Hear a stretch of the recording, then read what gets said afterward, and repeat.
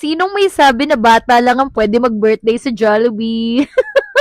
It's a prank! So, sinurprise namin yung tatay ko. Pinag-birthday namin sa Jollibee. O, ba diba? Saya-saya ni Kuya So, nakita niya yung mga dati niyang friends, yung mga ka-office mate, and syempre kaming pamilya niya. Kami lang talaga ito, guys. Sayang nga lang din hindi nakapunta yung iba. So, sobrang aga din naman ng bunabook namin kasi. Dapat kasi 3 PM na lang, hindi 10 AM. Pero ayun na nga, at naloka din ako sa pa-surprise nung Jollibee ha. Hindi ko na-expect na bongga yung setup na gagawin nila. Akala ko kami pa yung magse-setup ng mga balloons, ng lahat. Pero sila na guys, 50th birthday nga pala to ng papa namin. And naisip namin na sa Jollibee na lang ganapin yung birthday niya. Kasi nung panahon nila, 'di ba, feeling ko lang naman hindi naman talaga siya nakapag-birthday sa mga ganito kasi nga hindi pa naman uso yung mga party sa Jollibee, ganyan, or baka mayayaman lang yung pwede that time na mag-birthday sa mga fast food chains.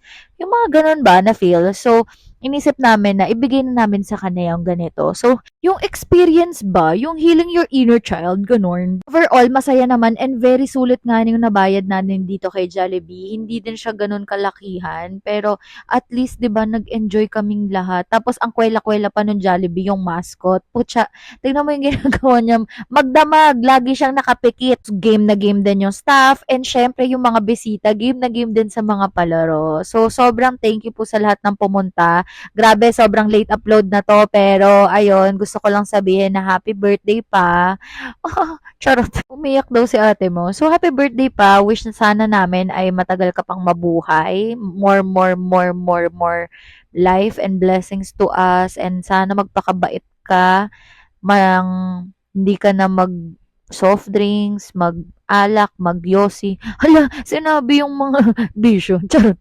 Basta isa lang gusto ko pa, magpaka-healthy ka lang. Yun lang ang dapat mong gawin kasi hindi pa ako successful sa buhay ko. Kaya intayin mo na maging successful ako para, 'di ba, gumaan-gaan naman ang bulsa nating lahat. Ano daw?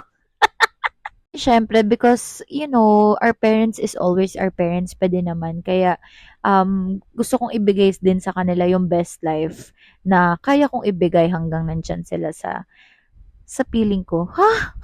Sinasabi te, alam mo yun, ang sakit ng bangs ko. Pero ayun, sumayaw na ang ating bidang-bidang si Jollibee. And eto, malapit na to matapos.